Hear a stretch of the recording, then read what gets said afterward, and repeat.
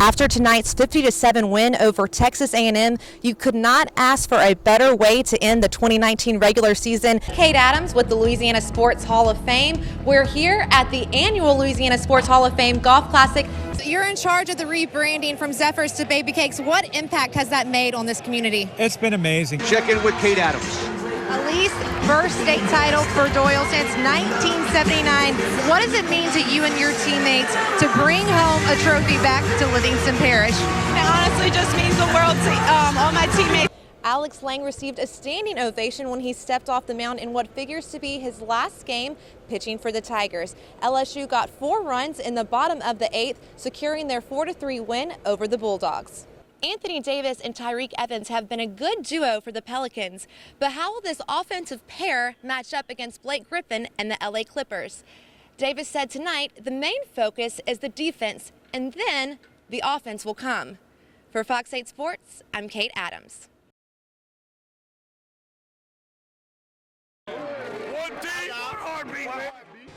LSU is 3-0 under interim head coach Ed Orgeron and has won each of those games by double digits. However, the Tigers will face number 1 Alabama in Death Valley this weekend and hope to put an end to their 5-game losing streak against the Tide. That's why you come to LSU. That's why you come to coach LSU. We understand the rivalry. I understand it. Our team understands it. We understand the importance of this football game, but it's game 4 of our new season. And that's the way we're going to treat it. We want to prepare against, Alabama the same way we would prepare for any other team. And so as long as we kind of stick to our guns and play our best game, it's going to be a tough fight, but I think we have what it takes. We have a good team. We have good players. I'm at a good school. We have a great coaching staff. And we're playing at home. We're playing the best stadium in the world to play, so all those things are an advantage.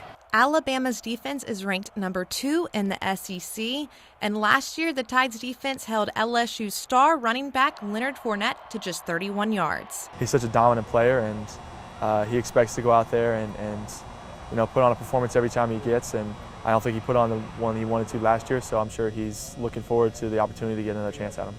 Bama's defense does a great job of taking advantage of your mistakes, and that's the biggest thing this week is we can't afford to have those mistakes like that because that'll give them an advantage. So we need to clean up our offense. We've got to play a perfect game. I think you have to play at extremely high level, mistake-free football, and execute your game plan. But you don't have to, do anything special or play outside ourselves or anything like that. We just have to be confident with what we're doing and go out there and try and execute. With Alabama, obviously with all the success they've had, their team you have to respect. And we're going to certainly go into the game with full respect for them. But, we're going to play our game, and we're going to go out there and have fun and do what we can do to win the game. For WAFB 9 Sports, I'm Kate Adams. They say football is a game of inches, and Sunday was just that. New Orleans got held up at the goal line and was forced to kick 4 field goals. But it was the Saints defense that had the big stop on Seattle's final drive to secure their win 25-20. I like being on this winning side of it. I like the defense showing resiliency to have this stop, to not let them in the end zone. You get into these situations where you find a way to win, and it does. And the next time you're in that situation, you have a different confidence and a different feeling in your gut when you walk on the field. This is, the first time this year with this team where, it came down to a final play on the goal line, stop. And they did it, man. There's a confidence boost there. There's, when this situation arises in the future, it's, hey, we've been there. We know how to handle this. We know the emotions of it. We know how to, we know how to conquer this. Up against a physical Seattle defense, the Saints' offense remained balanced with 35 rushes and 35 passes. There's not a weak link in that defense, period. So you just know you're going to have to earn every yard. And every third down is crucial to keep the chains moving so that you have the opportunity to get points. Brees had 27 completions and a total of 265 yards and 1 touchdown.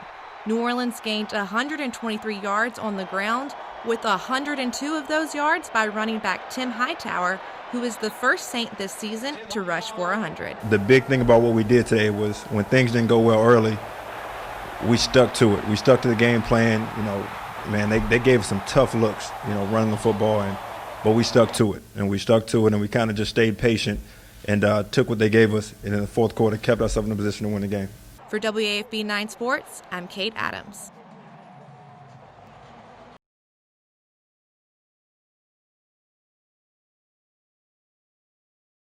Second half set to begin between Bossier and Waspin. Let's send it over to Kate Adams. A very impressive induction class going into the 2020 Louisiana High School Sports Hall of Fame. Some of those inductees include Brock Berlin, Doug Williams, David Toms, Rusty Staub, Billy Cannon, Bobby Joe Douglas. That's just a few of those guys, and that event will be held on Friday, April 24th at LaBerge Casino and Hotel in Baton Rouge. So go get your tickets at lhsaa.org, guys. Fairview is 8 minutes away from its 12th state championship. Let's send it over to Kate Adams.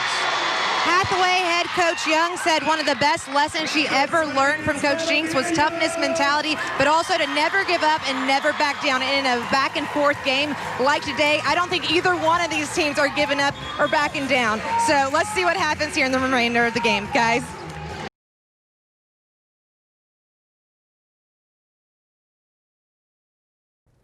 Good evening, I'm Kate Adams, and for most of us, a pretty chilly and miserable evening here in Baton Rouge. But for fans of Beth Torina's LSU softball Tigers, it was the chance to finally raise the curtain on the 2020 season with the opener against Central Arkansas. The women of LSU football, led by Lois Stuckey, throwing out the first ceremonial pitch. Tigers head coach Beth Torina wanted to make sure these ladies were properly recognized. LSU fell behind 1-0 in the first inning, but would rally. Bottom of the second, Amanda Doyle smacks a double down the right field line to score a pitch to runner Akaya Times. Then in the third, it's sophomore Georgia Clark with her first career home run, a screaming line drive over the center field wall. Watch this right here, and this crowd definitely likes that sitting in that chilly weather. LSU led 3-1 and would go on to win 3-2 as Shelby Sunseri pitches a complete game. LSU back on the diamond tomorrow night at 6 o'clock when the 11th ranked Tigers take on number 13 Oklahoma State to start the Tiger Classic. Former Lady Tigers basketball star John Kinney in the more comfortable confines of a St. Michael's gym tonight, leading her alma mater. The Lady Warriors are up against a Lee Magnet team that's outscored Broadmoor and Bel Air 91-14 and 60-4 in the last 2 weeks. They were up 33-23 at the half, but broke it up in the third quarter. Diamond Hunter laying off a steal. She had 35 points with 5 minutes to play in the fourth quarter. Then it's Avonia Hatch knocking down the corner three. 42-29, Lady Patriots lead. Still in the third, watch Anaya Lagarde with the ball in transition around the back, Euro step and finish. Pretty impressive. Lee Magnet goes on to win it 81-59. Now, the drama surrounding five-star defensive lineman Jordan Birch from South Carolina is over. Considered to be a probable flip to LSU, it was announced just hours ago that he'll wind up with the Gamecocks after all. Birch did not sign his letter of intent yesterday in what made for an awkward National Signing Day ceremony. Jaguars preferred walk-on Mike Wicker got the biggest ovation at Southern Labs Signing Day ceremony, featuring 6 kittens who will carry their careers to the next level. Keon Kaiser will be a boll weevil for the University of Arkansas Monticello. Perhaps the biggest news, though, came from big play receiver Reginald Johnson, who was once committed to the Houston Cougars, now headed to the Cajuns of UL Lafayette, presumably to catch passes from Levi Lewis of Scotlandville. Defensive back Kenyon Andrews is taking his act to Music City as a Tennessee State Tiger. Linebacker Jabbar Triplett will now be a rival of former Kitten Shannon Foreman, picking the Arizona Wildcats of the Pac-12. And Lab lineman Nick Smith is headed to Pineville to play for Louisiana College. Now, speaking of Scotlandville, 9 Sports was there to see 9 Hornets at their ceremony. Hoop star and edge rusher Jonathan Horton had already signed with Virginia in December. Donald Jones is a Lobo after signing with the University of New Mexico in Albuquerque, and Chris Dagg and Spence Thomas have become instant rivals. Dagg signs with Southern SWAC rival Alcorn State, while Thomas stays home to be a Jaguar. Holmes Community College is the landing spot for DeAndre Bell, while Martrell Thomas takes his talent up the East Coast to Morgan State. Sylvester Bolony picks Belhaven in Mississippi, while Darius Williams will attend JUCO at Highland JC in Kansas.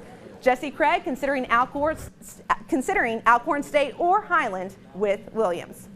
3-star A-Meet defensive back Darren Branch has been committed to Ole Miss since November, but flipped to Georgia Wednesday. The 6'2", 180-pound corner choosing the Dogs over the Rebel Rebels and Miami. Warriors running back Corey McKnight accounted for 80 touchdowns and more than 3,000 rushing yards in his career. He's headed to Hutchinson Community College in Kansas, the same school Saints running back Alvin Kamara attended for 1 season. Kevin Bickman is a strong safety and linebacker, but he won't be going too far from home, signing with Southeastern to play for head coach Frank Selfo. And we'll end things with the LSU Tigers. And on the LSU campus with 4-star defensive tackle Jaquelin Roy, who celebrated joining the national champs for the cameras after signing his letter of intent back in December. 3-star offensive guard Rashad Green also signed with Tulane, and offensive lineman Solomon Miles signing for Scott Community College. Stay right here. I'm Kate Adams.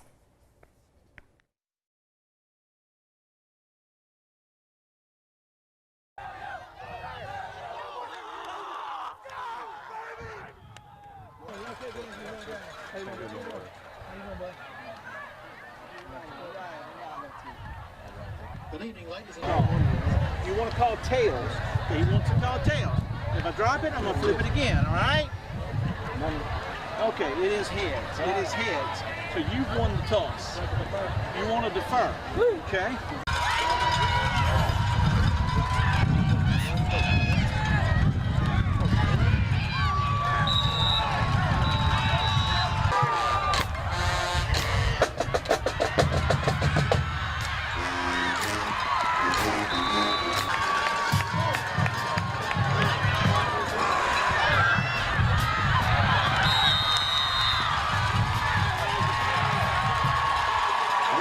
Looks for Reed.